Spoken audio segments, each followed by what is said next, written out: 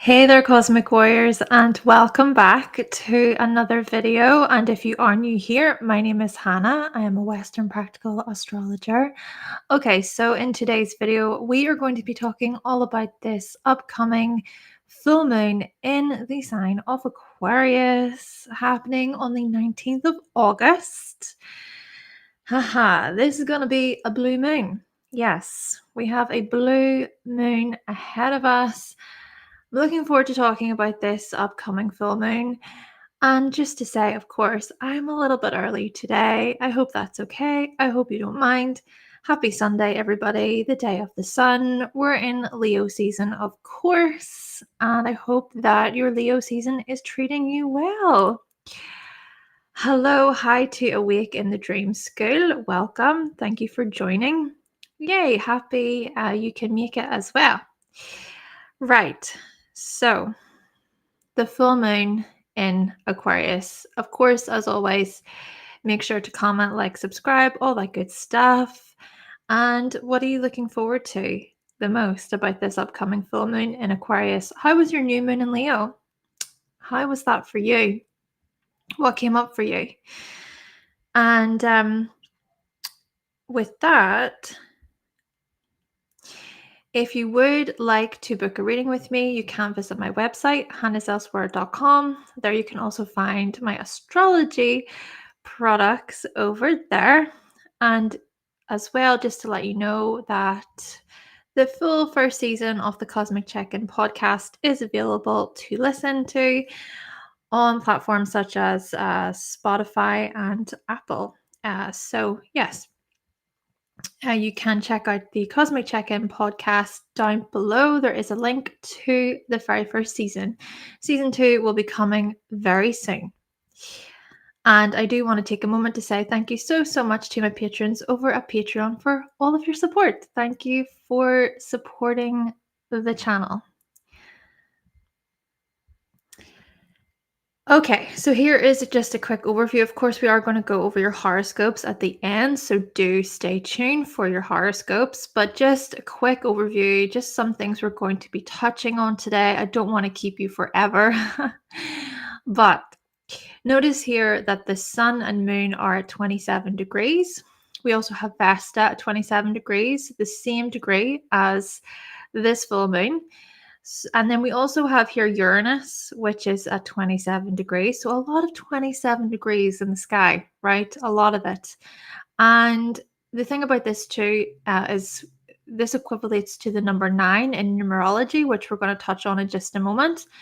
But notice here as well that Mercury retrograde is connecting in with this sun energy and opposite the moon. So yes, very close. There's a very tight situation going on here with Leo. And then this energy is part of a fixed grand cross.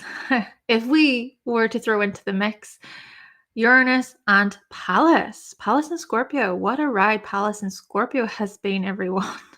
Oh, Pallas has been in Scorpio since November 2023. And remember, there was the retrograde and everything. So, yes, we will be touching on that. And then also, notice here that Mars and Jupiter, they're creating their sextiles to Leo. Yes, the orb is quite wide. Now, if we were to think about it today, this conjunction between Jupiter and Mars is much tighter. And we're going to have a same degree conjunction coming up very soon in the next couple of days. So yes, there is a bit of a sextile between Leo and Gemini. So quite supportive energy in this regard. But then what I want you to pay attention to here is this T-square. Okay, so there is a T-square between the mutable signs. So whilst we have a fixed grand cross, we also have a mutable T-square involving Venus, opposite Saturn retrograde, and then Jupiter is also a part of this. I may or may not do a live on this Jupiter-Saturn square. Let me know. Would you be interested in that? Let me know. Hello, Eddie. Welcome to you. Long time no see. Hope you're doing well. Okay. So here we go. 27 degrees then is a Gemini degree. So I want you to keep in mind then with this upcoming full moon, there is a level of curiosity involved. And naturally, with Jupiter conjunct Mars, this heightens such an experience. It's funny how you notice sort of themes and connections within the chart, even between the degrees and numerology, etc., and the aspects. But then I want you to also consider that the number 27 equates to the number 9 in numerology. So this full moon really is a time to be very reflective. Of course, that's what we do during full moons and new moons, but it is really a good time to go inward.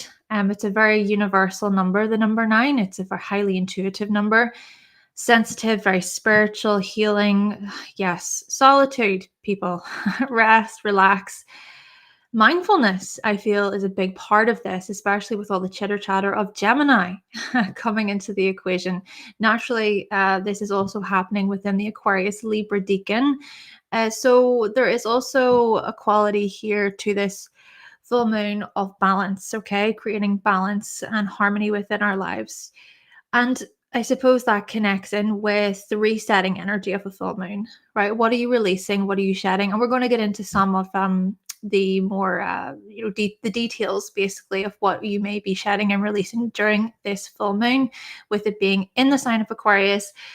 So chapters are closing. This is about bringing things to light. This is a moment of clarity. This is about strong emotions and reaping rewards as well with full moons.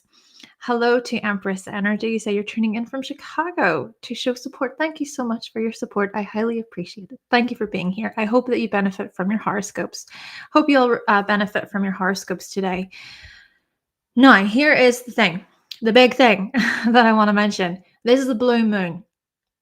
And I just want to say quickly, now, this is a blue moon because it fits in with the whole seasonal stuff. So this is the third of 4 full moons to fall in an astrological season, right? So when we think about equinoxes and solstices, and the next sort of blue moon that will happen.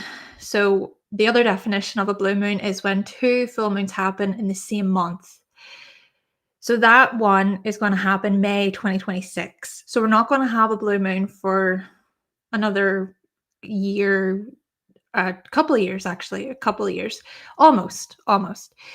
So with the May 2026 there.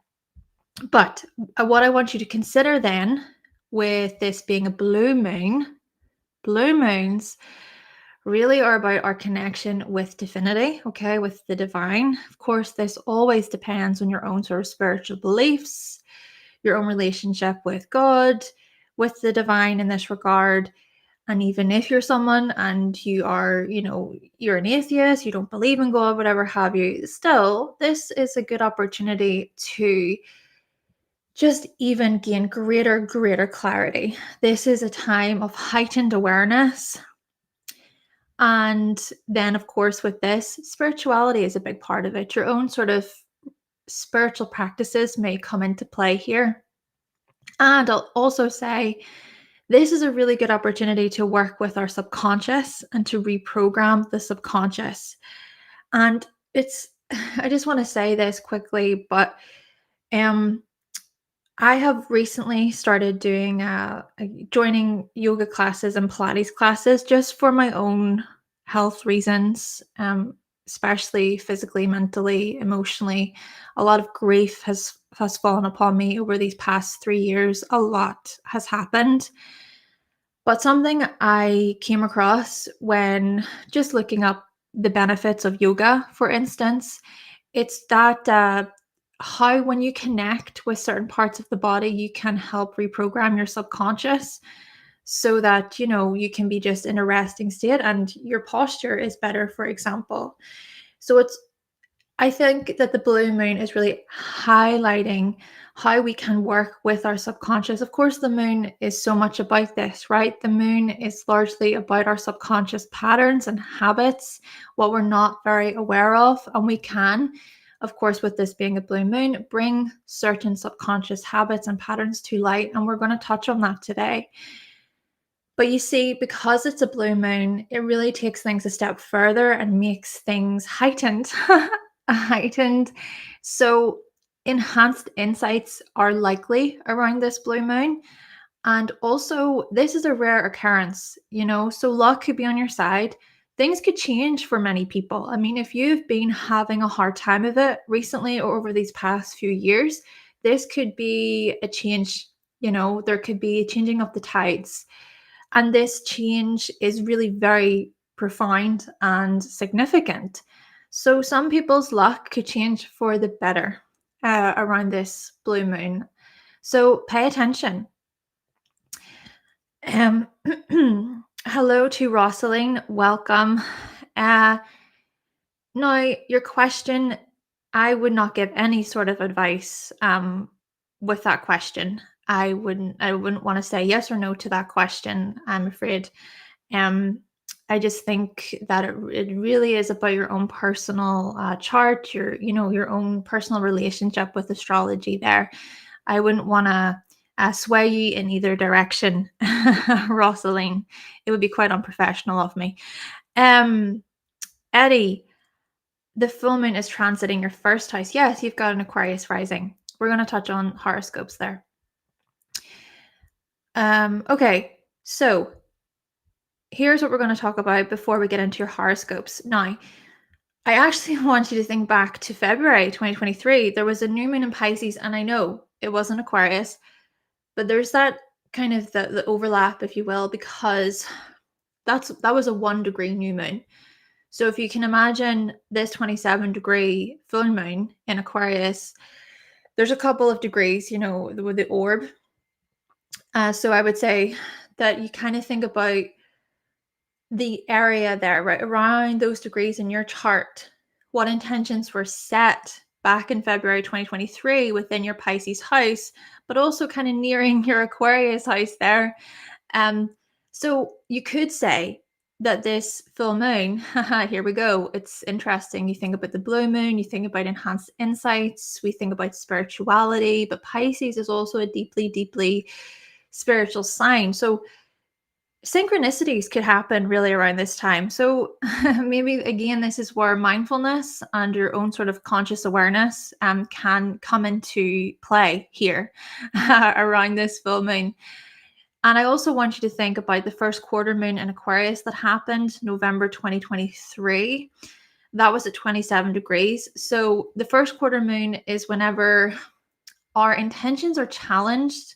And what we can do is we can strengthen our abilities, and our whilst our intentions can be challenged, it's also about how we overcome them and work with them. So what lessons came up around November 2023? Do keep in mind that the sun would have been in Scorpio at that time period. I'm just going to say this is a pretty profound full moon. There's a lot to be released here and shed. There's a lot of transformation and renewal around this full moon. Consider even with Pallas making that square to the full moon as well. And then, like I was saying earlier, it was also in November 2023 that Pallas first entered Scorpio. Many people, I feel, are just leaving old habits in the past. Or think about how Aquarius is so much about the new. Aquarius is a sign that says reinvent yourself. So we'll touch more on that. Now, this is a moon then that will illuminate the intention set February 2023. Do keep in mind that Saturn entered Pisces not too long after that new moon in Pisces. So it's kind of like an activation point. I feel like this is a full moon that says we're bringing form to our dreams. Cosmic downloads are going to come through. Spiritual insights are going to come through. This is about embracing the unknown, stepping into a newfound version of yourself. This is about a new era. I mean, think about the collective shifts that have been happening over these past few years and that will continue to unfold on a more grand scale, with how the generational planets are all going to move over the next few years here. Pisces as well, remember, is a sign of endings. So Neptune and Saturn are still there, and many of us are coming to terms with what we would like to let go of, just really in the most simplest way possible, just what is not serving your soul, serving your spirit anymore. I'm going to say this, and I'm going to just be quite vulnerable in this moment. When I say these past few years for me have been very challenging. I mean, there's been a lot of grief. I have lost 3 very close loved ones, a brother, a sister, a father, in 3 years. And it has been super challenging emotionally. My whole, my body, the way I think, the way I view the world, my priorities are changing. The way I view myself is changing. The way, I view other people. So it's that sort of, I guess you could say, it's the reinvention of yourself. It's stepping into a newfound version of yourself because of particular experiences that have occurred. Things are being cleared, okay? Cleared out within your Aquarius house so that the new can come in. I think I did make a sort of typo there, but that's okay. Pluto, remember, is going to start that 20-year transit through your Aquarius house. And so that's going to really, really start to kick in November of this year. But we've had a taster of what's to come over these past few years. Like I certainly have. So this is a full moon that is a release point. It's a releasing point connected with our purpose, our humanity, right? Our humanity. Think about even how loss and grief and death and everything is a universal theme. We all come to our end, right? But that within itself connects us together as a collective. But this is also a release point of brilliance. We think about Aquarius being inventive. We think about Aquarius thinking outside of the box. So how is it that you might be, thinking differently about your future? But the thing is that the future is now. The future is now. And what I mean by this is that it all today counts. The actions that you take today matter for the long haul. They matter when it comes to the future.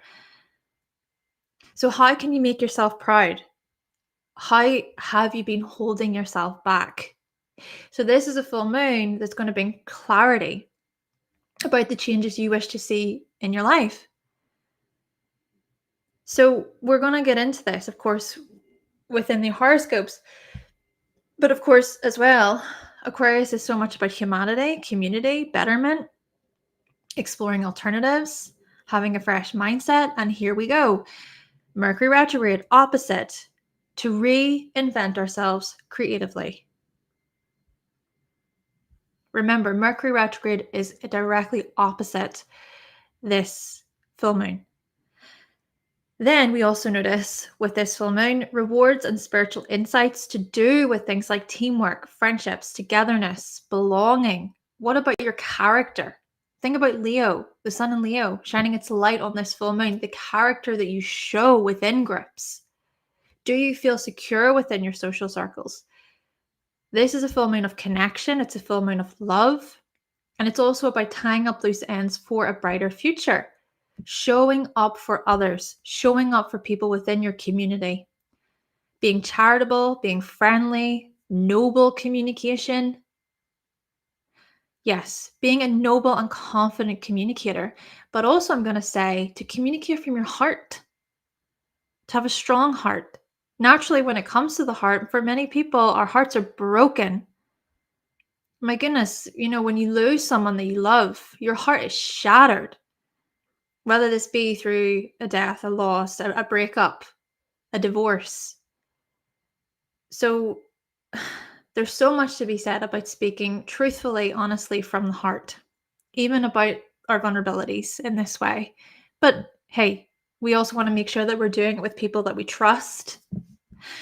Now, Sun in Leo then shines a light on our feelings of belonging, this light of loyalty, this light of enthusiasm, the needs of the tribe, to care about your community, but to also express yourself. I mean, that's something that I did a few weeks ago I think it was just last week, but the new moon in Leo there, I put myself first.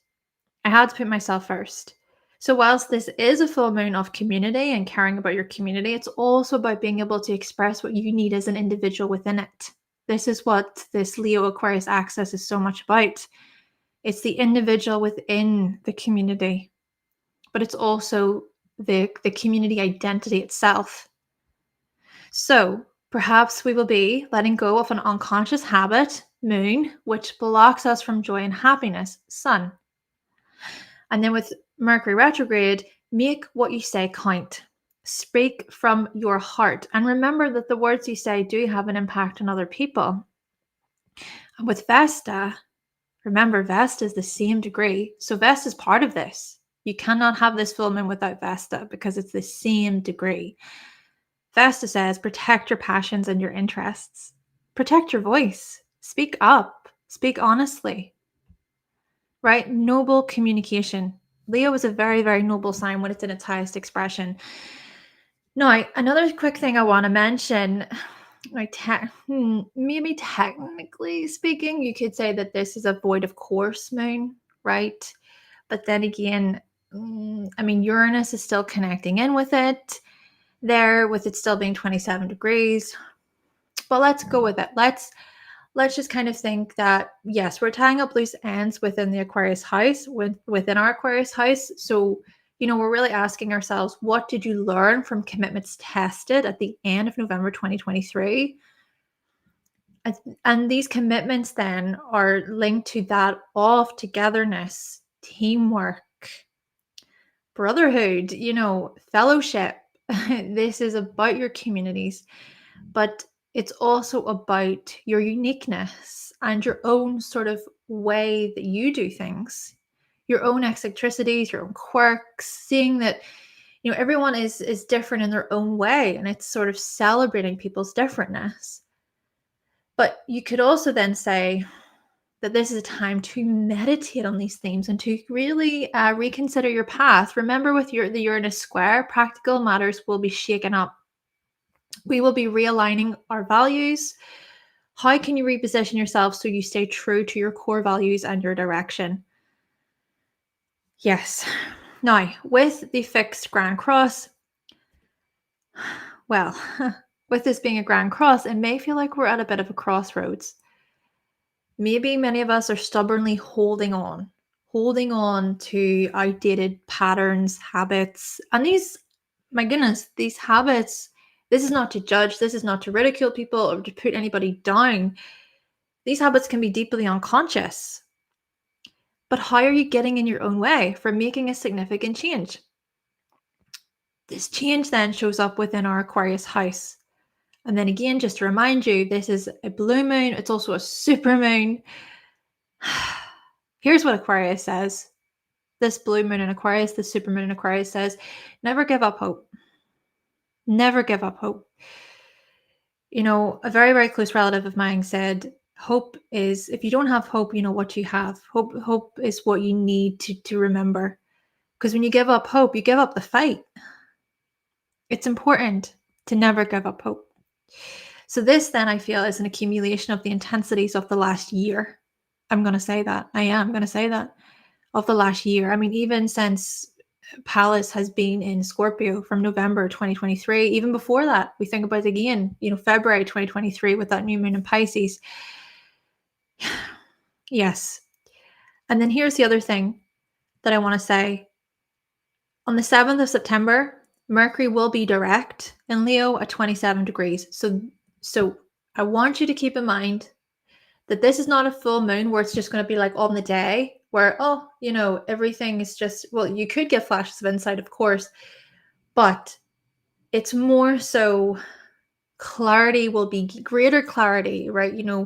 We'll be able to move forward with what comes through, those cosmic downloads, those aha moments, those epiphanies with Uranus and the moon and everything. We will be able to move forward with greater clarity and understanding. I think this is just an opinion around September when Mercury is direct at 27 degrees from that activation point. So keep a lookout then, even within your Leo house, because then that will be a lot to do with your creative edge, your confidence, your self-assurance, The whole noble communication stuff will come up again. Okay, last thing I want to mention. The last thing I want to mention. It's an important one.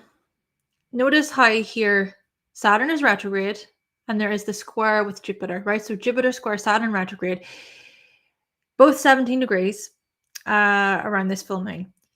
Now, again, just a reminder, if you do want a separate video, maybe looking at horoscopes for this square, let me know. Let me know if you want a separate video.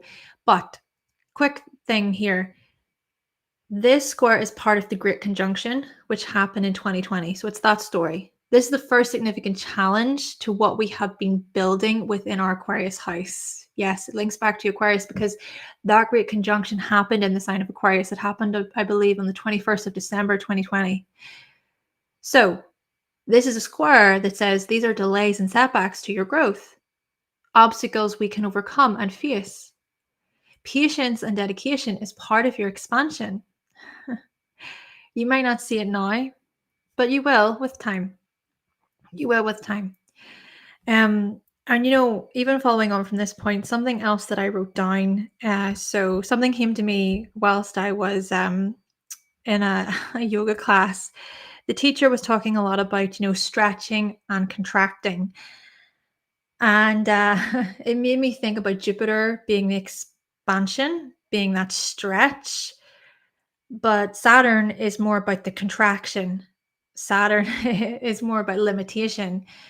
So I feel as if with Saturn being in Pisces for all this time, right, since March 2023, there has been so much to do with our spiritual insights regarding limitations, seeing even that, limitations and setbacks and everything, they don't have to be seen as a negative thing. They can actually be a part of a more spiritual theme in our lives. And then Jupiter comes along and sort of, enters Gemini, and up until this point says, oh, maybe there is some clarity or there's some further understanding about limitations and obstacles and how they can be used as a good tool for us. Again, I just think it's this kind of beautiful balance, I suppose you could say, between that of contracting and then expanding, contracting and expanding. And then I also looked up online. I was thinking, what is it in life that what expands and contracts? And someone said the heart. The heart does. The heart beats, right? It goes in these rhythms, these beats that happen, and that shows again this contraction and this expansion. And I just thought that was quite an interesting thing, because the thing about your heart is you can't really control that. Your heart just beats on its own. So maybe this can be a good opportunity to try and get out of our heads, to try our best to get out of our heads, to be close to nature, to do things, get us in our bodies, to connect with our hearts, to connect with our soul. This is a really spiritual time. And even the movements that you do can be deeply spiritual within themselves. And then when we also think about how Venus is a part of the mutable T-square, right? So Venus is coming along in Virgo. It's opposite Saturn retrograde and square Jupiter. This then also highlights long-lasting results within our relationships, cleaning up things, improvements. And that's where I feel the mindfulness comes in, right? It's just to be mindful of our reactions, of how we treat other people. How can we extend kindness? How can we extend compassion and love toward other people? And how can we also not be so critical and harsh toward ourselves? But then Jupiter, I suppose, acts as a bit of that mediator, a voice of reason, assisting us with intellectual understanding, to ask those questions, to gain feedback. If you're unsure about something, talk it out with another person. See what is real, see what is true. Who are you individually and in union with another? Both matter. So yes, perhaps this is a full moon that will also welcome a few changes there. Love, desire, lust, and passion. And with the sextile to Leo, so much about loyalty and nobility. I love those qualities of Leo. Yeah, Leo as a sign is very loyal and very noble. Okay, so we're going to get into your horoscopes now. But before we do, I'm just reading through your comments. Hello to Black Butterfly. Interesting who you were before and who you are, who you were. Okay. Kayla. Oh, thank you so much, Kayla. That's so nice of you. Thank you. Thank you, Rosaline. Oh, you're doing some tarot. You're having an exam on the 19th of August. Good luck. And Shine, I hope I'm pronouncing your name correctly. If I ever do, I do apologize. I don't mean to. Oh, good. I'm glad you say you feel seen. That's awesome. I'm really happy to hear that. Okay. Thank you everyone for commenting. Thank you for viewing. Okay. Now we're going to get into your lovely horoscopes, and we're going to try and keep things brief, to the point. Okay. To the point. Now, if I just get my timestamps, just give me a moment.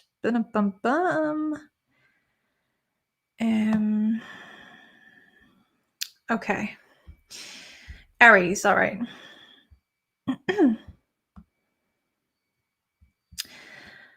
Okay, so Aries, right.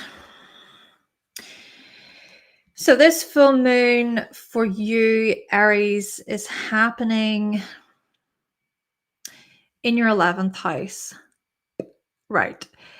So this is about reprogramming your subconscious mind when it comes to group involvements, when it comes to communities you're a part of.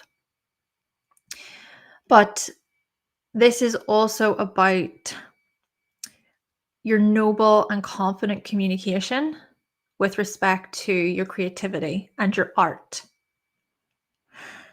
So, whilst this is a full moon that will welcome rewards and spiritual insights to do with belonging, to do with certain causes or movements you're a part of, groups you're a part of, clubs, what have you, this is also about your own feelings of security within your social circles. And maybe as well, there's something about how protected and how safe you feel, how supported you feel by your friends, by the club or the group that you're a part of. But then perhaps as well, there's something here about reprogramming your subconscious mind when it comes to your hopes and wishes for the future. So how might you be getting in your own way? There could be something here about financial blockages, or there could be something here about self-worth insights and breakthroughs. There could be some self-worth breakthroughs that come up as well.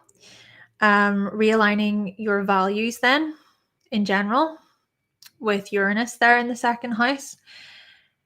But then what I also want to mention is just you're going to be tying up loose ends for a brighter future here. Your future and how that's related to the teamwork collective stuff, okay? Now, with the Sun in Leo and Mercury retrograde also there, well, this is then also about how the Sun in Leo is shining its light of authenticity and self-expression on your area of life that's about groups and clubs.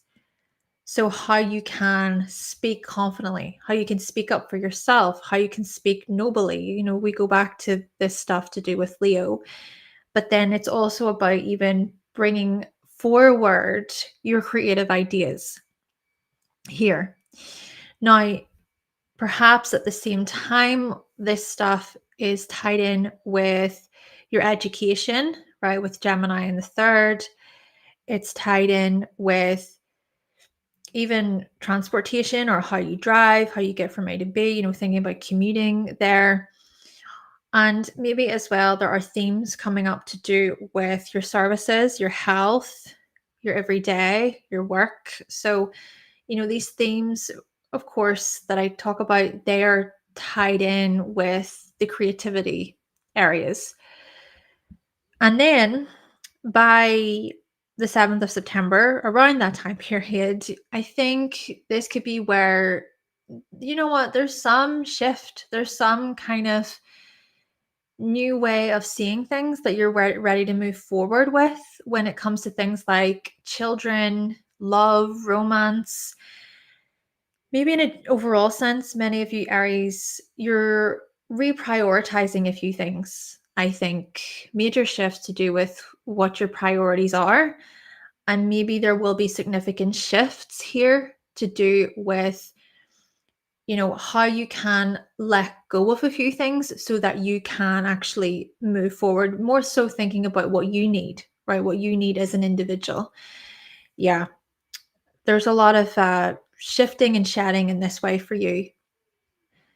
Keep in mind that Pallas has been transiting your 8th house there, Aries, since November 2023. So maybe new strategies here to do with shared resources and accounts and things like that. Okay, so Taurus.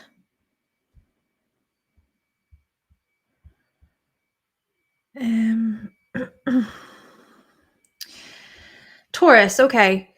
So this full moon is happening in your 10th house. Right. You are reprogramming your subconscious mind when it comes to success, what success means to you.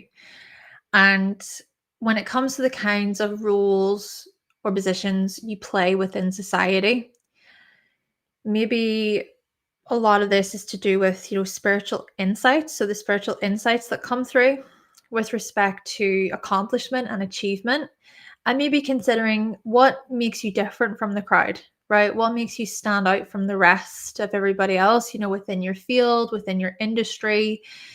Maybe there's a kind of rebranding happening for many Taurus around this time period, or you're going to be tying up loose ends for a brighter future. Really thinking about and taking a moment to reflect upon, well, the future that you're building, what long-term success means to you truly, and how does that even fit in with your communities and your sense of belonging. I mean, Taurus, you're all about security. You're all about your physical security, and it's safe to say that your physical security has been shaken up quite a bit with Uranus transiting through your first house over these number of years. And maybe as well with the square to Uranus in the first, there's still more to this story, right? Let's even think about how Uranus is one of the rulers of Aquarius. So there could be more shakeups and breakups and breaking away and deciding, I no longer want to do that. So, feelings of restlessness may occur around this time period. But at the same time, it could all be for a greater purpose, a greater reason. And you may know that more than most Taurus, that, right, okay, patience is really key here. Just got to ride this out. And I think, if anything, this has been with Uranus through your first house over these number of years. It's been a really good opportunity for you to reprioritize a few matters in your life, right? To really think about what you value, what's worth your time, who's worth your time, right? And so we bring it back to the 10th house, and we think about how this information relates to that of success and your career path or your vocation or your purpose. My goodness, with Aquarius in the 10th, you want to make changes in the world. Taurus, you don't want to do the same thing everybody's doing. I think you want to innovate. And yeah, this is a full moon, I feel, that will bring greater clarity, and your subconscious mind will certainly be triggered in this regard, so to speak.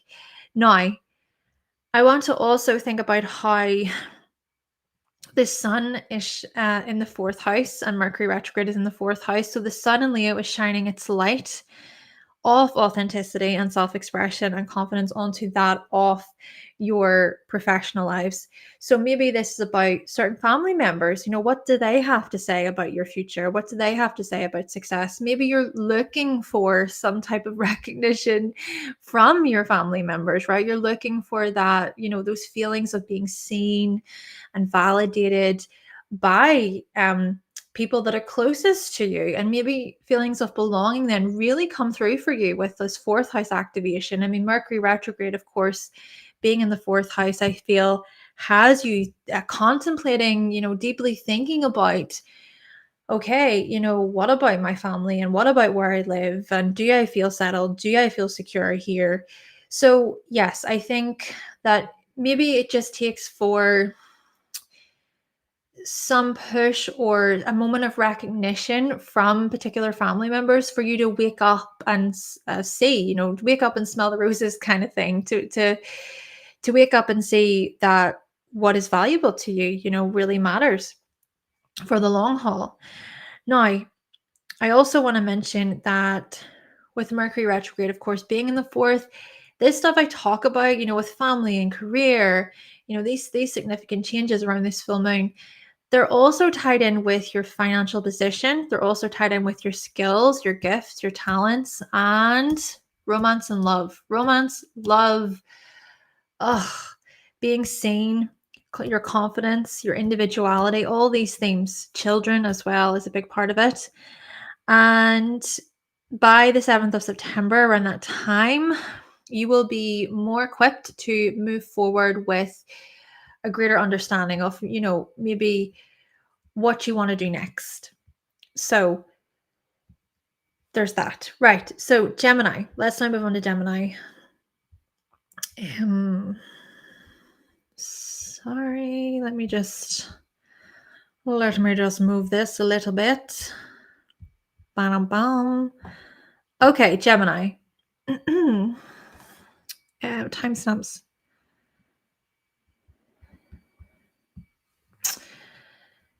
Okay, here we go. Gemini. This full moon is happening in your 9th house, Gemini. So this is looking at the reprogramming of your subconscious mind. Well, when it comes to what I'm going to say, your deeply held beliefs, right? There could be something here about your deeply held beliefs. So what you believe to be true about yourself, about the world. Perhaps there's even something here about expanding your own conscious awareness, right? Expanding your consciousness. This, of course, could be via travel, culture, learning new things, right? I mean, Gemini, you're all about this. You're all about learning and just being in the know about things. Quite curious people. And of course, with Jupiter even being in your first house here over the past couple of months, there has been much curiosity and the expansion of your mind that's happened. Even thinking about, your life path, your aims, your goals, what you want out of life, etc. Now, I also want to mention that spiritual insights to do with community and togetherness are also going to come through, but it's this community and togetherness that you seek, I think, with respect to higher education or teaching, sharing. I feel as if for many Gemini, you like to share in community, right? It's not just you as a singular person.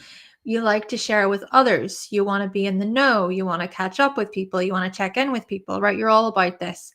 So there could be significant shifts coming up here to do with, your feelings of belonging in this way, feelings of togetherness in this way, how secure you feel within certain social circles here, and how those social circles are somehow educational, right? Or maybe there's something even about advanced training that you take on.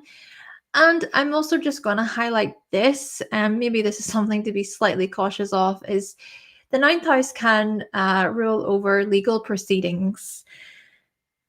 Of course, this could be some sort of legal issue that comes to a close, right? With this being a full moon, there could be greater clarity, possibly rewards. Maybe things do turn out in your favor, right? But with Uranus also making the square in the 12th house, maybe there's some fears, right? Paranoia, suspicion, getting caught up in your head a little bit there.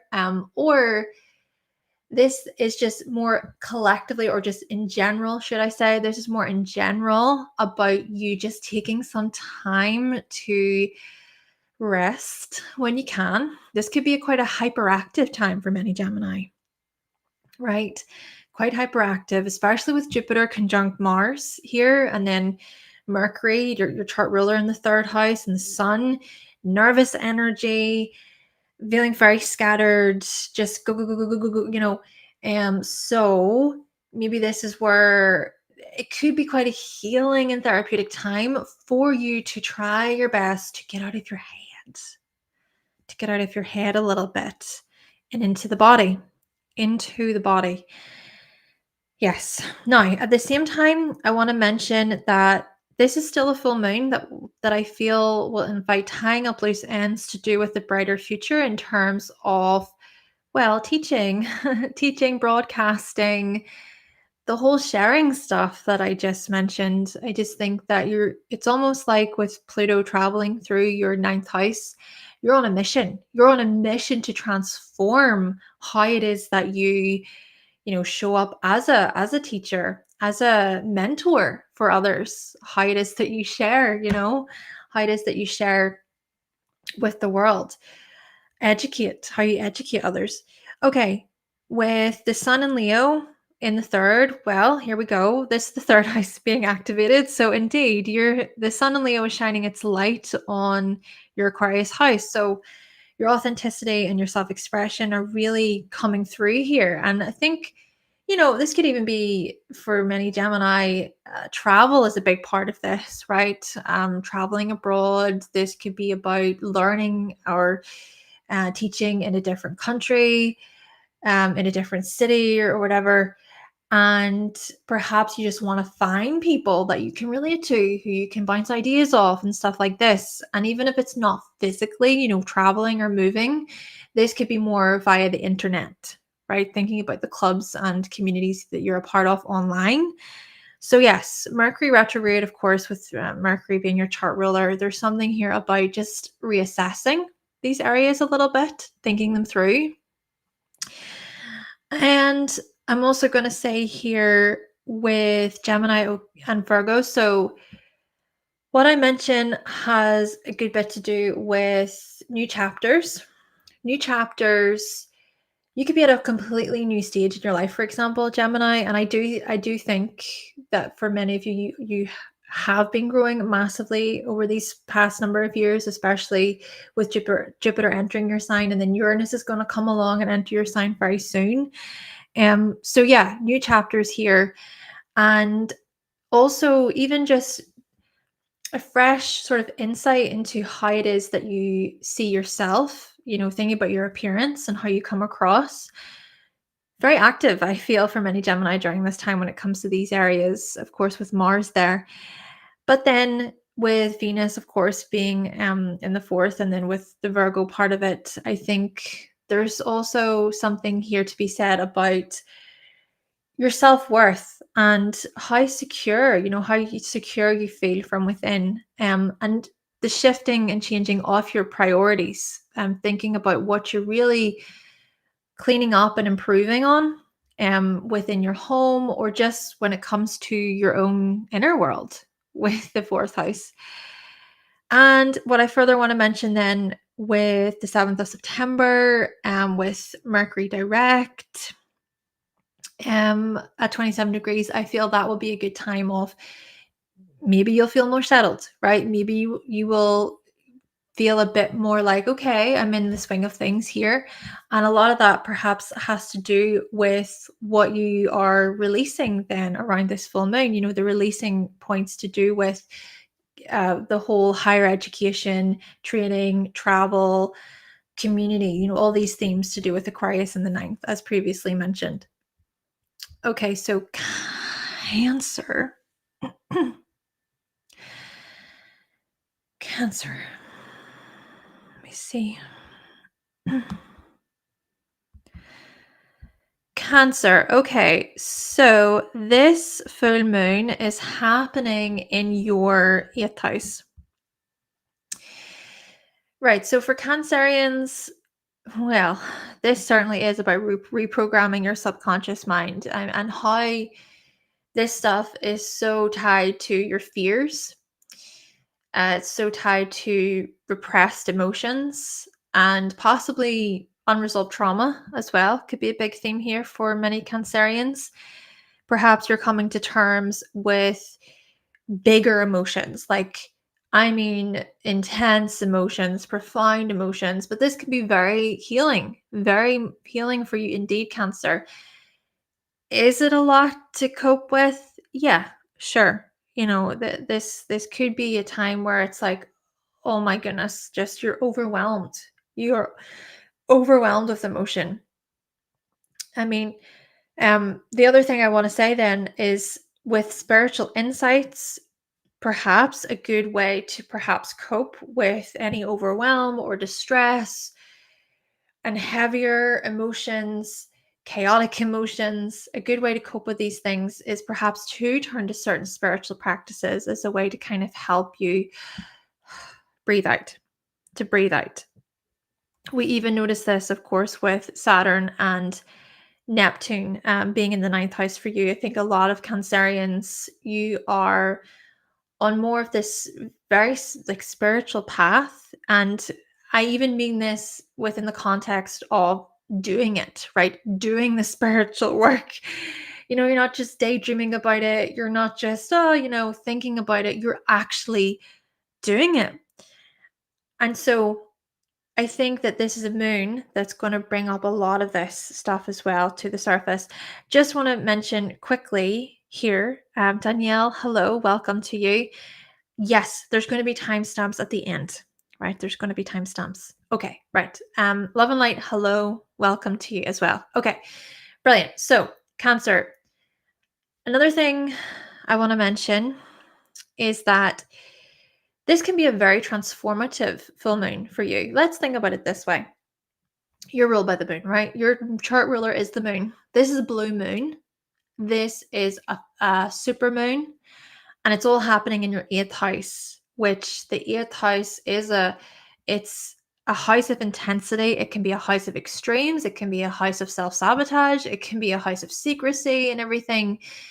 But it is also a house of empowerment. It's a house of transformation and renewal. And so maybe this is a really potent time for many Cancerians in terms of really coming to terms with reprogramming your subconscious mind and how that can be healing and helpful and transformative in the long run, for the long run. And this can be a rare occasion too. Maybe for many Cancerians around this full moon, you make a decision like that. You're like, right, okay, I'm done with this. I'm changing the course of my life. I'm changing the direction of a situation. Out with the old, in with the new, time to go. And it's really that sharp. And I'm just saying this because it's a blue moon, and I just think, very rare. And with, again, the moon is your ruler, right?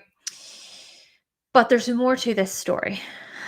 There's more to this story. So not only is this about, transformations and renewals and how those things pertain to that of community and togetherness and belonging, we're also seeing here that you're going to be tying up loose ends then, and tying up loose ends for a brighter future. So, for instance,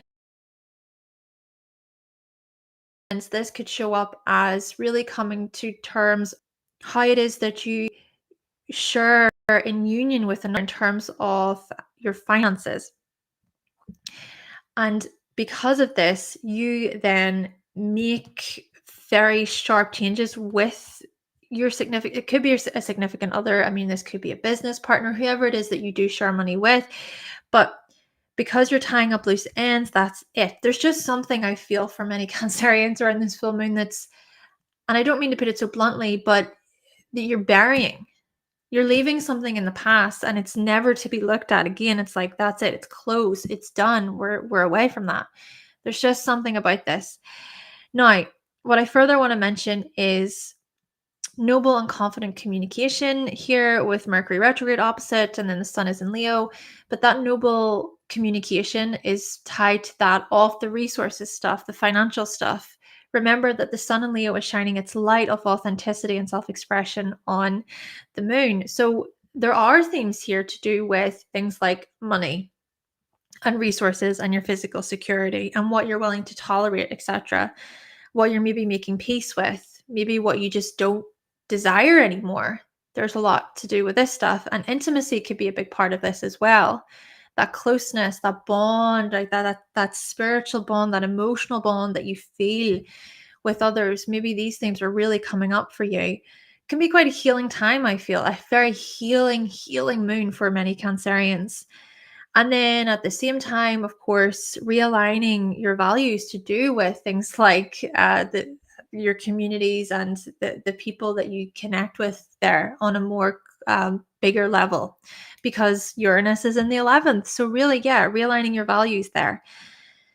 Now, I also further just want to mention that the financial stuff that I just mentioned, right, could also be tied in with letting a few things go, coming to terms with, what thought patterns just don't really do it for you anymore, or which kinds of relationships don't really serve you anymore, with Gemini there in the 12th.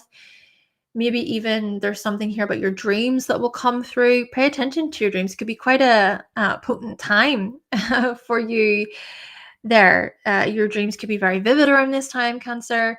But then I think there's also something here to be said about the relationships that you have with your siblings, with closer relatives, or thinking even about the neighborhood that you live in. How safe and secure do you feel? Maybe this is about shifting a few of your priorities here around this full moon. And then, of course, by the 7th of September, I think you will move forward more strongly with greater clarity, when it comes to these themes as well. Okay, so Leo.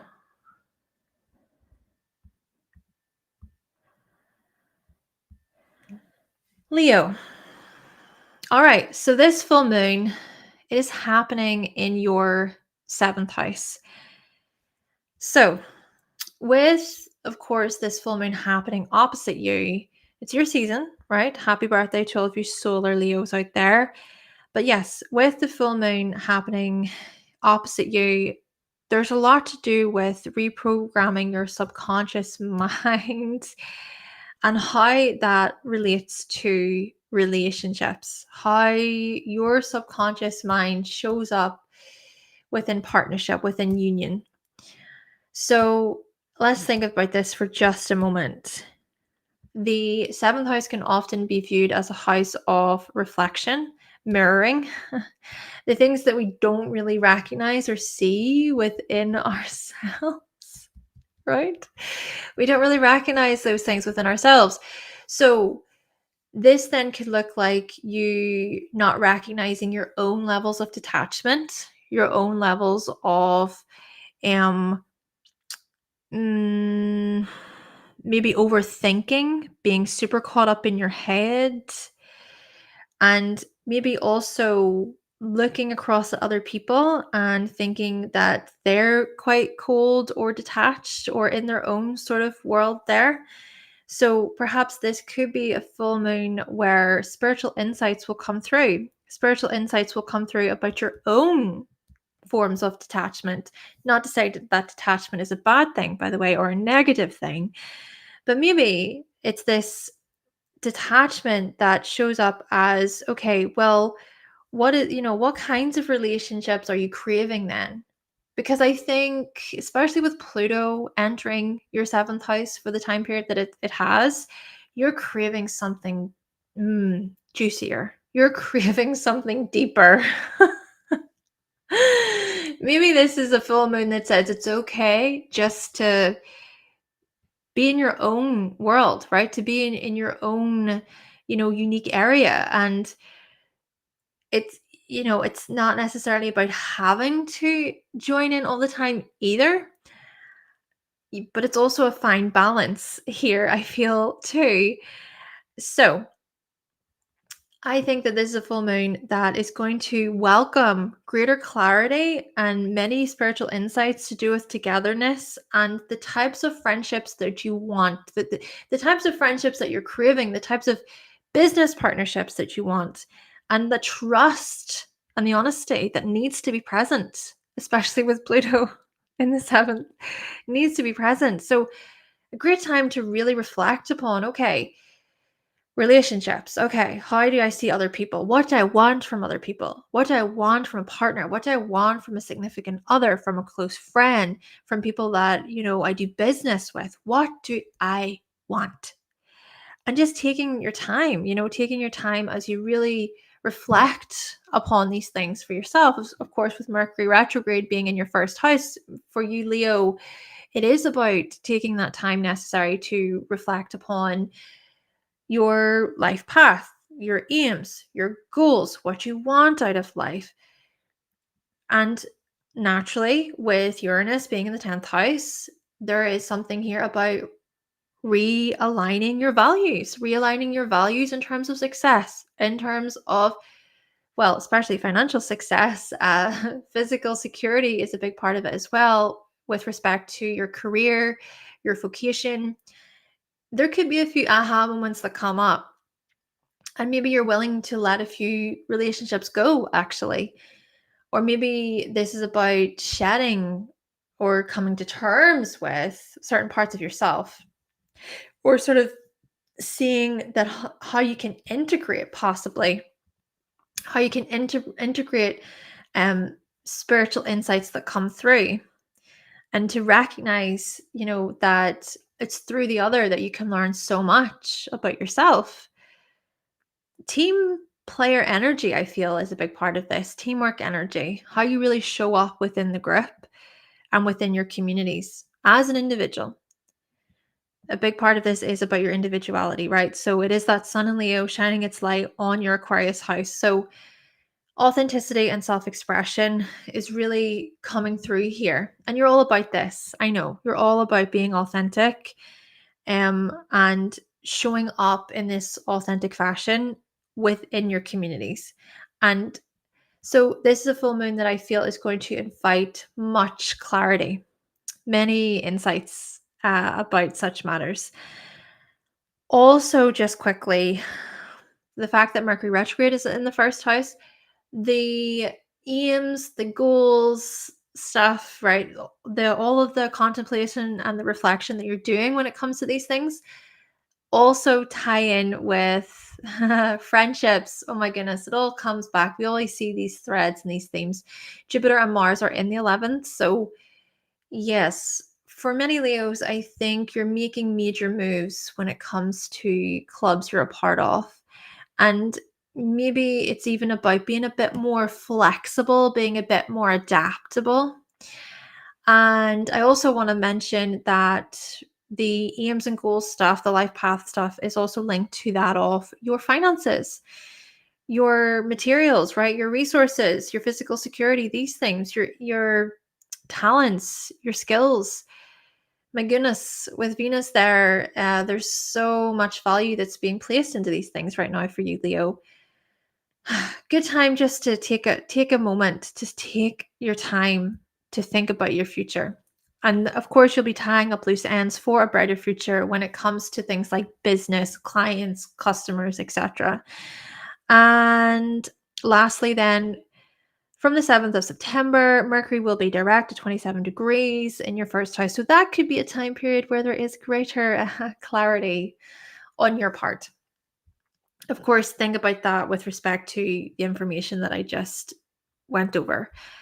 Um, Karina. Oh, awesome. I am happy to hear that, Karina. Thank you so much for your feedback. Awesome.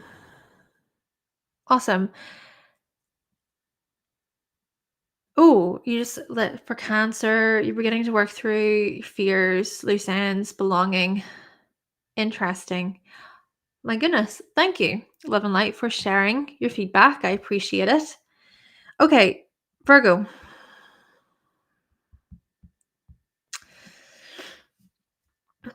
Okay, so Virgo, we have here this full moon happening in your 6th house, right? You are reprogramming your subconscious mind. Well, what can I say when it comes to your body? This is so much about the relationship that you have with your body. This is so much about your health. And I'm also going to say this. This is so much about having a holistic view when it comes to your health, right? So I'm not just talking about exercise. I'm not just talking about eating right. I am talking about getting good sleep. We're thinking about your energy levels. We're thinking about going for regular checkups if you need them. Just here's the thing coming through, making your health a priority, Virgo. And this is a full moon. I feel that's going to invite, of course, hey, change, right? There's change as for everyone, right? With Aquarius, it's so much about change. It's so much about reinventing ourselves. So there is change upon the horizon for you, Virgo, when it comes to that health connection. And maybe as well, those shifts, right? The shifts and the endings, even to do with certain schedules, certain habits that just are not doing it for you anymore. Especially think about how those habits are linked to that of your work. Your working schedules, especially, could be a big part of this. Thinking outside of the box when it comes to working schedules, right? Really, whenever you tune in with your body and what it needs, what's coming through for you, and how does that relate to work and your services, how you show up within your everyday lives. What are you taking on that's just too much? I mean, this could be a big clear out for many Virgos around this full moon. And this is also about tying up loose ends when it comes to a brighter future, so that you can have a brighter future with respect to your work and your health. Again, making your health a priority, Virgo. And the other thing I want to mention, of course, is the Sun and Mercury retrograde are in the 12th. So maybe this is also where the rest, the rest stuff, the solitude stuff is so vital. My goodness, it's extremely vital for you for your own mental well-being around this time period, Virgo, especially because Mercury is your chart ruler. And at the same time, making sure that you get good quality sleep, good quality times of reset. 12th house is so much about how we can reset, how we can recharge our batteries, and I'm just going to say this quickly because it keeps gnawing at me, this thought, but I think of the Olympian Simone Biles, right? So Simone Biles, of course, I am sure you've seen her everywhere, gymnast, and she, in 2020, she said, nope, can't do this. So she stopped, right? She had to take a step back for her own health. What did she do? She took the time to rest. She also trained, of course, to come back in 2024, but she rested. She listened to her body. And what has she now obtained? She is now a gold medalist. And I think she's known as the GOAT. She's known as the greatest of all time when it comes to gymnastics. And the power of that woman, my goodness, remarkable. So the point being, why I'm sharing this is just to show you that rest is just as important as activity. Rest is so vital for our health. So I think that this is very important for you, Virgo, given the astrology here. Now, what I also want to mention is with Leo in the 12th, there's something noble about this. There's something noble and confident about this, to be confident about the decisions that you make, even behind the scenes. Maybe this is even a good opportunity for you to reconnect with your creativity, right? I know for me, I've got a Virgo rising around the new moon in Leo. Of course, there wasn't a video about that. I had to put myself first.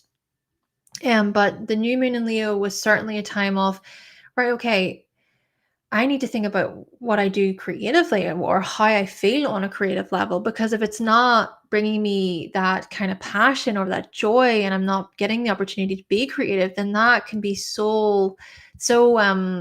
it can suck the life out of me, so I'm definitely contemplating these themes right now. So maybe you can relate in some way, shape, or form, Virgo. Okay. At the same time, really realigning your values with respect to your deeply held beliefs, with respect to sharing, educating, thinking about sharing knowledge, thinking about how you broadcast information to the world. I think a lot of Virgos, you're going to be realigning your values when it comes to these areas. And then I even want to mention that behind the scenes, as you are just taking some time to reconsider your inspiration, your imagination, these themes with Mercury in the 12th house. Well, these themes are also tied in with your profession. They're tied in with what you do professionally there, your vocation, of course, your career, all these things, long-term successes, what success means to you, and also tied in with your priorities and what you want out of life, your aims, your goals. Just get quiet. You could be surprised by what comes through with this being a blue moon in the 6th house, Virgo. And I'm saying this for everyone with this being a blue moon. You could be really surprised by the sort of downloads that come through, or the awareness, the heightened awareness about, okay, this is the change, this is the next step, this is the new way forward, this is how I can reinvent myself, this is how I can innovate, right? This is so much what Aquarius is about. It's about innovation, reinventing ourselves. And lastly, what I want to say for you, Virgo, of course, is do consider that Mercury direct will happen, and it will be at 27 degrees on the 7th of September. So that could be actually a good time of, okay, well, I've thought about all these things. Now I have the clarity, I have the tools. Now let's move forward. Okay, Libra.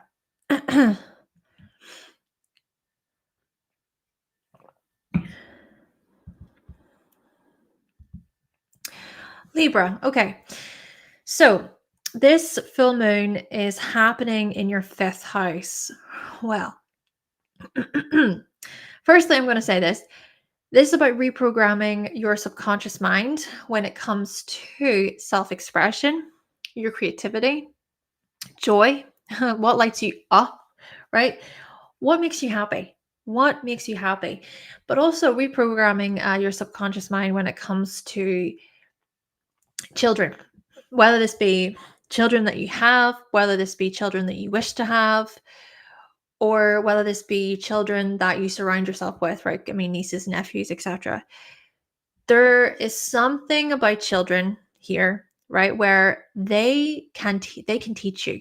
They can teach you a thing or two about yourself. They can teach you a thing or two about getting in touch with your inner child. Even on that note, maybe this is a full moon that's going to welcome greater spiritual insights when it comes to tuning in, really tuning in with your inner child and the transformations there that have been unfolding. Now, I further want to mention that this could be about thinking outside of the box, reinventing yourself, being innovative when it comes to these areas. Even when it comes to love, romance, dating, connecting with your romantic partner, okay? When it comes to even connecting with your children. So there's a lot coming through here around this full moon with respect to these areas for Libras. And at the same time, I want to say tying up loose ends for a brighter future. Okay, tying up loose ends for a brighter future so that you can, I don't know, for example, spend more time with your children. If that is something where you're like, yep, okay, I've recently became a parent, or you are a parent, you've been for many years, and you're thinking to yourself, do you know what? I want to spend more quality time with my children. This could be a full moon where you're like, right, okay, I've got the clarity's coming through, done. That's what I want, and I'm going to make that happen. I even think just collectively again, and this is just going purely from, maybe it's instinct, I'm not sure, but the fact that it's a blue moon, I think collectively then just shows the real rawness, the strength of this full moon for many people, and with it being a super moon as well. So it could be so strong where it just feels like, no, that's that thing, it's gnawing at me, it's pushing on me, and you can't hide it. That could be something. You can't hide from the full moon here. I mean, in general, you can't. But with this being a blue moon, there's just something about collective shifts really strong shifts when it comes to your Aquarius house. But with the Sun in Leo and Mercury retrograde in Leo opposite for you, Libra, in the 11th house, maybe conversations that you have within your communities, within your teams, your groups, friendships, what have you. Maybe it's via a conversation that you have within these areas that you're like, aha, yeah, okay, I can see that. Right. And then maybe it's through such a conversation that you decide to change how it is that you show up as a parent, or how you show up when it comes to your creativity, when it comes to fun and play, joy. Maybe for many of you Libras, you're like, I am putting myself first. And this has been a journey. My goodness, Libra. This has been a journey for you, because with the North Node being in your 7th house in Aries, and with Chiron also being a part of this, since July 2023, many of you Libras are really, you're coming to terms with how the scales, right? Your scales are not in balance. They're not balanced. And you can see that you've changed. My goodness, it's almost like Libras have done a 180. Oh, many of you have changed in such a huge way. But a big part of it then, I feel, is about independence. It's about your individuality. So back to Leo. Yes, self-expression could be very much highlighted here, shining a light. The self-expression and authenticity is shining a light on that of, fun and play and enjoyment. And at the same time, realigning your values when it comes to things like shared resources, intimacy, realigning your values when it comes to emotional bonding, commitment, right? With Uranus also in the 8th house there for you. And I'll also say that with you reassessing even the way you show up within your communities and teams and etc. there, and you being an individual within your communities and teams, the contemplation and the reassessment within these areas, they are linked to that of your higher education. So what are you learning? What have you been learning recently? Right? What knowledge have you been gaining? How have you been deepening your understanding? And then such things are also linked to that of your own spiritual insights and what you're actually doing behind the scenes to make things happen. I think, Libra, you're making subtle changes for the better, right? This is what I'm seeing. You're making these subtle improvements for the better so that you feel more grounded and more just healthy, right? It's just more of a holistic approach here with Venus and Virgo. Of course, Venus is your chart ruler. And then lastly, I want to say that by the 7th of September, with Mercury direct reaching 27 degrees, you will move forward with greater clarity when it comes to these insights. Scorpio. Let's see.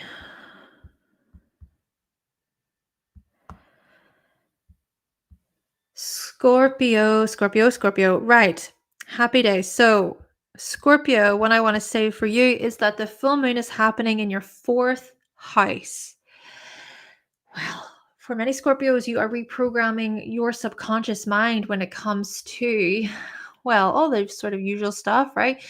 Family, togetherness, belonging with family members, reprogramming your subconscious mind when it comes to feeling settled and feeling safe and secure, especially emotionally speaking.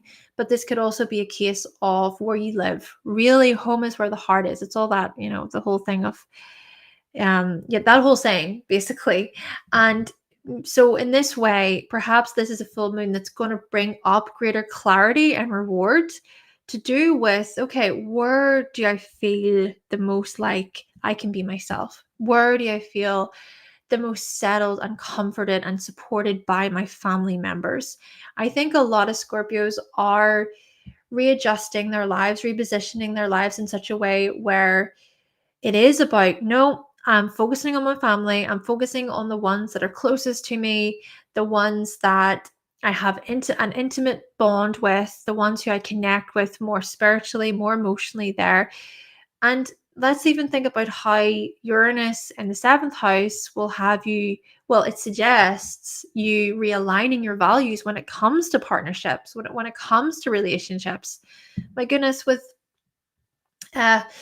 With Uranus transiting your seventh house over these past number of years, you have been, I feel, really looking at just the kinds of relationships that you want to break away from that just don't really do it for you, or it's just more about how you can welcome more of the things that you enjoy, more of the welcoming more of the values that you appreciate in other people, and even being able to see things from a more bird's eye view, perhaps. And I'm also going to say, of course, with the full moon happening in your fourth, there could be sudden sort of changes or insights amongst family members that you may not be very prepared for. So there is that, but it may be as well at the same time, it's also seeing who you can rely on, who has your back, who do you feel the most like you can go to them, right? You can go to them for you go to certain people for advice, or you trust that they're going to listen. And maybe even a big part of this is trust. Is trust, because Pluto is your chart ruler and it's been in your fourth house for the past while. But I digress. Yes, spiritual insights to do with togetherness and belonging amongst family members. And at the same time, tying up loose ends for a brighter future when it comes to your family, whether this be spending more time with your family, or whether this be buying a house a priority, right? These are just examples. And reinventing yourselves in this way. But let's also remember the Sun and Mercury are in your 10th house. So this could be even about your employment or your profession having something to say about the family stuff. Maybe this is about you trying to get yourself to a place of, okay, I'm an expert, I'm a professional, or I'm qualified for this. Okay, I'm fully qualified for this. I know what I'm doing. I'm in a manager position. Of course, Scorpios, you're always after manager positions. You like to be the boss, right? You like to be in control often. Positions of power seem to be what you gravitate toward. And I say that in a more positive way. I don't say that in an extreme way. But yes, maybe it's really about you revisiting these things. And then it's the questioning of such areas that have something to bring or something to add to the family stuff. Okay. Yes. I mean, with the angular houses being activated, there's a lot going on within the home, and there's a lot going on with your career around this full moon. And naturally, perhaps this is also about noble and confident communication with your employers or with your managers or bosses. Even if you are the manager or the boss, it's having that notable conversation, right? And perhaps such matters are really about your own successes and accomplishments.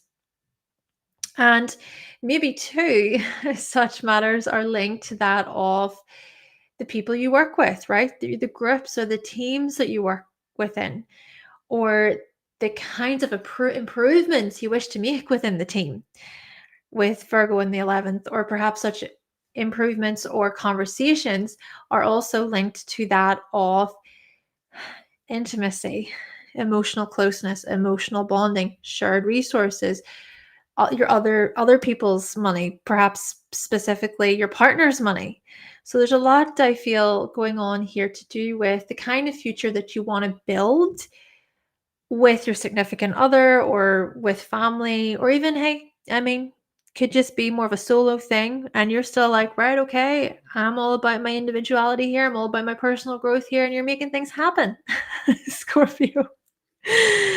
Okay, lastly, by the 7th of September, Mercury will be direct at 27 degrees. And so that could be quite a notable time period where you think, right, okay, yeah, greater clarity. I'm moving forward when it comes to the professional success stuff. And just when we think about the themes that we just shared throughout your horoscope. Rightio, Sagittarius, let's do this. And love and light. Oh, hey, wait, I missed Jocelyn. Hi, Jocelyn. Welcome to you. I'm trying to. Oh, there we go. Hello, best wishes to you. Thank you so much. Thank you. And yes, Team Virgo Rising. Woo! Virgo rising. Gotcha. Awesome. And love and light makes absolute sense. Actually fits right in with the Cancer angle. Awesome. You know what? Happy to hear that. I'm happy to hear that you can resonate with all. Yes. Awesome. Thank you for sharing. Sagittarius. Where are we? Sagittarius. Okay. Sagittarius, this full moon, well, it's happening in your third house. So this is about the reprogramming of your subconscious mind when it comes to your local area, your neighborhood, or the actual relationship that you have with neighbors. I think for many Sagittarians, oh my goodness, especially when we consider how Pluto has been in your third house for a good while, so much is coming up here to do with that community feel within your neighborhood, right? Even with Aquarius in the third, you're all about this. You're like, right, okay, if I do wish to live somewhere for a period of time, which let's face it, Sagittarius, you're the sign that you want to go traveling. You may live somewhere for a few months or a few years, and then you think to yourself, I'm bored, want to move, right? Yes, you're all about your freedom. We get that. But whenever you do keep yourself grounded and in one place for a long period of time, which I do think has been more of a priority for you over this past year with Saturn in your fourth house. But when that happens for you, I think you need to feel like there is some sense of freedom, community. You pick up on the good vibes, okay? You're all about, right, okay, who can I relate with? And can things please, please, please be stress-free, drama-free, all this stuff. Live and let live. It's all that kind of stuff. And I think the other thing about it then with this full moon is the spiritual insights are gonna pour through, right? They're gonna sort of come through about togetherness and belonging in terms of your local area. So just thinking about the city that you live in, thinking about the town, the neighborhood that you live in. I think all these togetherness, the belonging themes are going to come through and your feelings of security within it all. Plus, maybe there are a few surprises or unexpected changes to do with siblings, cousins, peers, classmates. That's another thing. I just think even when it comes to these kinds of relationships, you just need to feel like there is enough freedom to be yourself, right? Where you don't feel judged, you don't feel, ridiculed by others. You just feel like you can breathe. You can really you can be your authentic self in this way. And hey, this is so fitting because Sun and Mercury are opposite in the ninth house. And so there, the sun is shining its light of confidence and authenticity on that of the classmate, peers, sibling stuff. So, you know, you may be tying up loose ends when it comes to these themes, or just closing a few chapters, right? Whether this be recognizing that you would like to move away from a particular person, or you want to relocate to a particular area, or this be more about welcoming, more of a certain energy into your life, more of those good positive vibes that you're really longing for, right? It's welcoming that stuff in. So perhaps, there are a lot of conversations going on to do with friendships, to do with communities and teams and groups, etc. around this time period, Sagittarius. Maybe as well, there's a lot to do with education. There's a lot to do with just learning in general, really, right? So subjects and topics that you are learning about and you want to further your knowledge. You really want to further your growth. Self-development could be a big part of this. Self-improvement could be a big part of this. Even with Mercury retrograde opposite in the ninth, there's something here about expanding your own conscious awareness, coming to terms with your individuality. What do you enjoy? What do you like? What are your passions? What are your hobbies? What lights you up? But it's more about the educational stuff and the knowledge stuff tied in with these themes, right? Maybe as well, there is also a part of this where you have slight itchy feet, or you just want to travel, you just want to get out there, you just want to make things happen. But perhaps you are limited in some way, shape, or form. Maybe even a part of this is tied to your health, is tied to your routines, your everyday habits that seem to be quite chaotic at the moment, and they have been for a good few years with Uranus traveling through your sixth house. But yes, Uranus here could suggest the realigning of your values when it comes to your routines and schedules, etc., and how those things may also impact the travel stuff, or just not getting to do the things that maybe you want to do of slightly. But hey, that's okay, because maybe you still think to yourself, right, it is what it is. It's for a greater cause. I can see the bigger picture anyway, so whatever, right? But what I also want to mention then is, with Mercury retrograde being in Leo in the ninth house, yes, there is the contemplation and the reassessment when it comes to things like higher knowledge, when it comes to sharing, teaching, mentoring, when it comes to expanding your mind and self-development, etc. But these things are also tied to that of your profession, your career path, right? The work that you do out there in the world with Virgo in the 10th house. And these themes are also linked to that of your one-to-one relationships, business partnerships, business associates, clients, customers. Maybe there's even a part of this where you're waiting on feedback or documentation to get back to you to help you with a role or a position, or maybe such things are linked to that of travel or just the whole self-discovery stuff. So, yes, this is a full moon that I feel is going to bring a lot of clarity to do with these areas. And of course, all the spiritual insights that are going to come through with it being a blue moon as well. And lastly, what I want to say is, with the 7th of September. So on the 7th of September, Mercury will be direct at 27 degrees. So that could be more of the green light stuff, perhaps. That could be like the clarity that you're looking for, or the recognition you're looking for, or the go ahead with a certain program, or a certain class, just as examples there for you, Sagittarius. Right. So we're moving on to Capricorn. Oh, Carly, thank you for joining. You just changed your schedule to have more time with your son. All the loose ends on what doesn't serve your son. Oh, wow. Thank you so much for sharing. There we go. So you can relate to that then.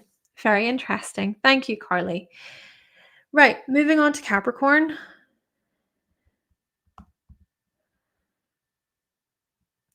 Yes, Capricorn, here we go. So this full moon for you, Capricorn, is happening in your second house. All right, Capricorn, reprogramming your subconscious mind when it comes to money habits, when it comes to spending habits, the relationship that you have with money. As a Capricorn stellium individual, I can relate to this. But let's say this. This is also then about reinventing yourself within these areas. Maybe there are certain changes that you know that you want to make or you need to make, and that's something I just want to remind you all of with this being a blue moon. There's something about blue moons. This is just a feeling. This is just what I'm feeling here. But there's something about a blue moon where it just gnaws at you, you know? Do you know when just something just pokes and it just you try to deny it, you try to go, oh no, whatever. But no, the intuition is very strong with the blue moon. So there could be a lot of intuitive insights coming through about changes that you really should be making when it comes to your finances, Capricorn. And of course, with Pluto being in your second house for this, period of time, especially since January time, You've been noticing the extremes, the upheavals, the turbulence when it comes to your financial position. But all of this, of course, is so that you become wiser, more informed. So this is a full moon, I feel, that's really going to illuminate a lot of this stuff. Plus, those spiritual insights are going to come through, and there could be rewards. There could be rewards to do with these changes, right? So whenever you do make a certain change, or maybe it is that you've already been making changes, right? You've been putting certain things in place, you've been, shifting things about, you've been thinking outside of the box, you've been innovating in some way, shape, or form, Capricorn, on a financial level, on a security focused level. And so this is a full moon that's going to bring a lot of reward and clarity. And you're like, oh, right, okay, I'm really, really glad that I made those changes when I did, because I can now see how those changes have led to today. And at the same time, with the Sun and Mercury retrograde being in your 8th house opposite, perhaps it's actually via the other, right? So this could be your partner, this could be your significant other, this could be someone who you really, really deeply trust. Their insights, their feedback, their perspective sheds light on the changes that you see or that you want to make. And maybe this is even a matter of, okay, talking with some sort of advisor, talking with a financial advisor for some sort of support or help or assistance. Or this could be about managing other people's finances, managing other people's money. And by you stepping into that particular role, I mean, of course, this could be within a work scenario, but because of that, you can bring those skills, that information to that of your own financial habits, etc., to those financial habits of yours. And maybe too, from experiencing greater intimacy and closeness and bonding and everything else with a significant other, my goodness, maybe such matters shift your priorities. You're like, okay, no, I want more of that. I enjoy more of that. Why am I working so hard? Why am I putting in all of this time and all of this energy into this job, etc.? No, I want more of the other stuff, right? But this is the thing, it's through those experiences that you come to these realizations. I find that really interesting, actually, just about life in general. How one experience leads to another, and if it wasn't for the previous experience, you wouldn't be in that one. And yet, when you're in a certain experience, you're like, when will this ever end? But really, it's all relevant. Our experiences are all relevant, good or bad, positive or negative.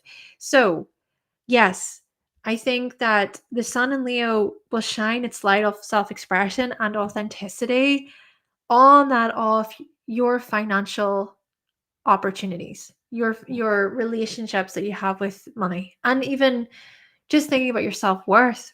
There could be a lot here to do with self-worth and recognition and validating yourself, and those kind of transformations and renewals that you will undergo, especially with Mercury retrograde being in your 8th house. So with Mercury retrograde in the 8th house, you are reassessing, those conversations that you have within your intimate relationships. Or maybe this is about just tuning in more with your SEXuality, right? And just SEX in general, your SEX life. And I know I'm spelling it out. I'm not saying it to be immature or anything. It's just I don't want to be demonetized, honestly. But yes, so there could be a lot here to do with your SEX life coming through, and how that's even related to that of passion and closeness, sensuality, really connecting on a more heart focused level there. Intimacy seems to be a big part of this. But hey, this could even be about, more getting in tune with those spiritual subjects, more focusing on things like astrology or tarot, or just even coming to terms with unresolved traumas or your fears, diving into those things. Where are you blocked? Where are you limited in some way, shape, or form, perhaps? And realigning then your values too, when it comes to things like children, oh, love, romance, dating, when it comes to your creativity, your inner child, all these things, with the fifth house also playing a role in all of this. Last thing that I kind of want to say then, with Mercury retrograde in the eighth house, like I was saying, this could be about reviewing intimacy, closeness, connection. But these are, and shared resources too, but these areas are also linked to that of travel, possibly saving for a trip, also linked to that of higher education. You may be rethinking, Capricorn, a certain program or class or qualification you wish to obtain or to be a part of there. And then those reflections as well are also linked to that of your work, your job, right? So how you earn money, really, and at the same time, the services that you provide, and the work that you actually do day to day. Possibly as well looking at how you wish to make improvements to your everyday lives and your schedules and your habits and everything else, your routines, and how they will change. Being flexible, really, I think, Capricorn, being open and flexible to new ways of showing up there. And then, of course, with Mercury being direct at 27 degrees around the 7th of September, well, that could be a time period of really great clarity and being able to move forward with these things. Okay, Aquarius.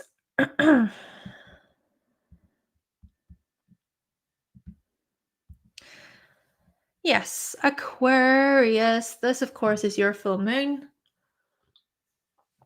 Happy full moon, Aquarius. All right. Well, what can I say?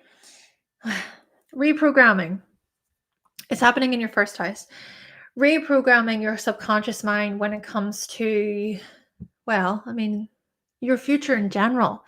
This really is such it's a very personal full moon. This is a full moon that's going to confront you and make you look at your body, to make you look at how it is that you show up within the world, how you see yourself, how you see other people, your direction, your life path. What are your aims? What are your goals? With Pluto, of course, being in your first house for this period of time, especially since January, and this transit will really, really kick in November, then so November this year for the next 20 years. But Pluto in the first house has been this point of focus, this point of, well, you're up. You're up. You are going to embark on a whole new chapter of your life. And I've said this before, I think, but you're not going to know yourself coming out of this transit. You're really not. But I think that this is a full moon that's really going to highlight these themes, especially with it being a blue moon. This could be a rare chance of things turning. This could be a rare insight into yourself and how you position yourself within the world and the role that you play within society, thinking about your identity, thinking about the role that you play within your communities and your teams. I mean, you're all about this, Aquarius. You want to be a part of something that's bigger than you, right? And you want to help others. You can be very generous people, very, very friendly people. Finding your tribe is just so vital and so important, but also to keep a level of mystery and to appreciate your uniqueness and that everybody else is unique in their own way. There's so much about difference coming through here. And I think that this is a full moon that's going to really highlight your differentness and the differentness of others and how you can really join in then with others. But equally, you can also be that individual. You can be that wallflower when you need to be. But truly, this is a full moon that's going to welcome spiritual insights to do with your life path, right? The next chapter, the next big step. And maybe as well, there's something here to be said about reinventing your appearance, reinventing your body. Maybe a lot of this starts with the body, or it's of course, even the mind is part of the body, but it starts with going within, essentially. It starts with, okay, what can I do to make my life better, to make other people's lives better? How can I extend kindness? How can I extend love toward other people? How can I show up in the world as an authentic, as authentic as I possibly can. How can I be true to myself? How can I stick to my word? How can I stay true to my commitments in this way? And of course, with the Sun and Mercury retrograde being in the seventh house, Leo is across from you. And it says, yes, be that noble, confident individual. But also, I'm just going to say this. We were kind of saying this with Leo's earlier. With Leo being in the seventh house, there can be a part of the shadow here that you might not, okay, so you might not see this within yourself, but Aquarius, there can be some forms of arrogance and entitlement here. So maybe this is an opportunity for you to look at these qualities within yourself and kind of just go, hold on a second, am I maybe acting from a pretty childish place within this situation? But hey, it's also about coming to terms with loyalty and nobility, and maybe as well connecting in more with confidence and self-assurance, showing up within your relationships in this way of like, yes, okay, this is what I think, this is what I have to say. Um, but it's also then about reconsidering the conversations that you have with others. Maybe it's through others, right? It's their feedback, it's their communication that provides you with some insights into yourself. Thinking about coming from a place of warmth there. Warmth is a big Leo word. To be warm, to be affectionate. I think for many Aquarians, this is a full moon that's really going to highlight these themes. So you can communicate in this more warm way with others. Again, it could be through your significant other, it could be a friend, it could be through a partner, a business associate, whatever have you. But these themes I feel are going to come up. And also tying up loose ends for a brighter future then in general, really tying up loose ends when it comes to any outdated habits, just things that you do that just don't serve you. Of course, you're all about the new, you're all about change. So this is a good opportunity to reinvent yourself for the better when it comes to your body, when it comes to your identity, when it comes to your aims and your goals for the future. And then also realigning your values when it comes to family, home, your inner security, your emotional security, really realigning your values in this regard. And then also I feel like with you reassessing the communication stuff within relationships and even how you communicate with clients and customers and everything. I mean, I know for myself, with an Aquarius sun, I can see how I'm making changes, and those changes are a result of the family stuff that I've really experienced over these number of years. Uranus, of course, through the fourth house. But anyway, this stuff to do with reassessing communication within relationships, well, that stuff is also linked to that of intimacy, deeper connection. What is a priority there for you? And then also connected in with your creativity, art, fun, play, enjoyment, time off, having more time off. And that's something I did talk about a while ago with Jupiter in the fifth house for you, Aquarius. Could also connect in with children, having those relationships with a significant other about marriage and children and, how you set yourself up for the future in this way. Okay, so a lot of life-changing, I would say a lot of life-changing experiences coming through. The blue moon could be a big activation and could also sort of welcome a lot of insights and things to click into place there. And again, reprogramming the subconscious mind. And then lastly, I want to say with the 7th of September, right, Mercury will be direct at 27 degrees. So that could be a time period of really moving forward with greater clarity there to do with what I just talked about. Okay, so lastly, Pisces. Happy days, everyone. We've kept it under 2 hours. I'm trying to focus on keeping it under 2 hours for the future. All right, so Pisces, here we go.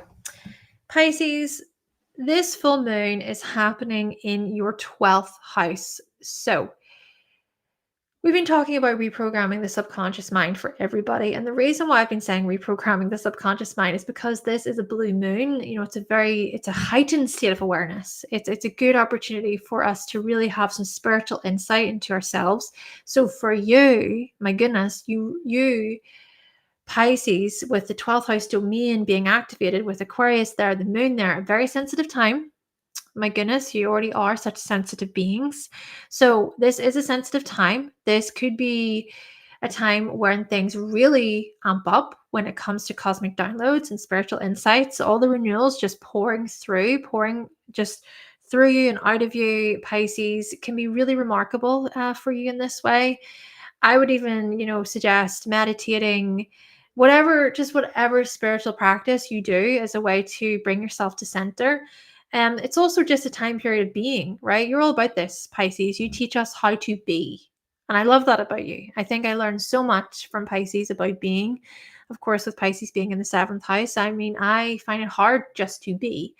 I find it hard just to go with the flow, right? So Pisces, I think this is a full moon that's going to welcome just such an absolute, how do I say, just flooded by these notable insights about how to let go, how to surrender, how to just be, and to not necessarily push or force. And maybe it's your own sort of unique views and your wisdom that can come through during this time and could even be brought to society, brought to humanity. Really, really remarkable in this regard for you, Pisces. And perhaps you will gain some type of, well, possibly recognition for your services, for your work, for your craft, for your art, for your creativity around this time period, especially with the sun being in the 6th house in Leo there. Mercury retrograde is also there. So yes, you could be getting noticed and recognized by your employers, by coworkers. Maybe even it's a conversation that you have with a particular employee or a coworker that somehow activates within you this greater sense of, right, I need solitude, I need time to myself. Hey, do you know what? I'll even say this. It just could be, Pisces, that you physically need time to yourself around this full moon because it is a lot, right? You can already be such sensitive people. So to have a blue moon in the 12th for you, right? It could be a lot for you energetically. So yes, maybe it is recommended to take it as slow as you possibly can, or just with the 6th house activations in Leo, it could be a matter of doing some exercise or attending to your health in some way, shape, or form, and perhaps even just rethinking your strategies there, rethinking your schedules and your lifestyle in general with Mercury retrograde being in Leo. And perhaps even on that note, with Mercury retrograde being in the 6th house, okay, sure, reassessing your priorities, your health, reassessing your schedules, your routines, your daily habits, and everything else, and maybe reassessing them through a lens of putting yourself first. But these things then are also linked to that of partnership and union, maybe even thinking about how much you do for others and how much you just want to take a step back because you're like, I'm energetically done. I can't be there for you as much right now, right? So there could be a part of that, just putting yourself first a little bit, even recognizing when you step into a fixer helper role within your relationships. But then I think also the reassessment of your schedules and your everyday tasks, etc., are also linked to that of your family and home. Okay, thinking about, with Jupiter, one of your chart rulers, being in the 4th house, thinking about how things are very active, perhaps just overwhelmingly so, with the 4th house there, right? So very active when it comes to family and home and all the chitter chatter. Maybe, hey, this is a full moon where it's not going to be so simple just to kind of go, right, I need to rest, because there's so much that's being expected of you and asked of you. We even see that just in general with the T-square happening between the mutable signs, as we were talking about earlier. But still, I just want to even focus again, on the, this 12th, 6th house axis, a lot of this then is to do with, pouring into yourself. As the saying goes, you can't pour from an empty cup. And hey, this could even be a matter of you coming to terms with what your spiritual values are, or realign there when it comes to communication, realigning your values when it comes to your neighborhood, right? How you commute, how you get from A to B, realigning your values when it comes to your close sort of relatives there, thinking about siblings and cousins, etc. Things may be quite chaotic during this time when it comes to these people in your life, Pisces. And perhaps you're trying to kind of make sense of it all, or it's just a lot of stress. There's a lot of stress happening, there's a lot of pressure happening. Maybe all the more reason to take some time away when you can. But hey, I also understand that life often does not work that way. Okay, life can be very chaotic and busy and full on. But maybe still the full moon in Aquarius in the 12th house is a bit of, well, I'm going to say this, could act as a bit of a warning, right? Thinking about stress, your stress levels. 12th house also rules hospitals there. So just, yeah, try your very best to be kind to yourself, to rest when you can. And I'm also just going to even say with the full moon, I mean, it could be a good opportunity for you to gain greater clarity and to enhance your insights about your imagination and your creativity, how you can reinvent yourself on an imaginative level, on a creative level, an artistic level, of course, right? And lastly, with Mercury direct happening at 27 degrees on the 7th of September in Leo, well, that time period could be a good time of, okay, greater clarity and just moving forward there in general when it comes to the themes that we have been exploring today.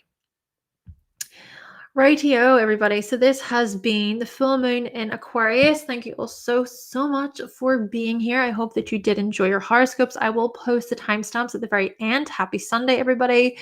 Have a great week ahead, right? I hope you all have a fantastic week. I do want to say again, thank you so much to my patrons over at Patreon for all of your support. And if you would like to join the Patreon, you can do so by going to the link below. There is a video available there, which is ad-free, by the way. Thank you for watching. Thank you for listening. If you would like to book a reading with me, you can visit my website, hannahselsewhere.com.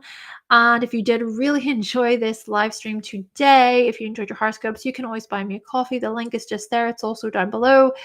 No pressure to do anything though. Never is. Just to let you know what is available and how you can support the channel. Anyway, everybody, that is me. I hope you enjoyed your horoscope. Let me know if you did. And happy full moon in Aquarius. And I will talk to you all in the next video. Bye, everyone. Make sure to comment.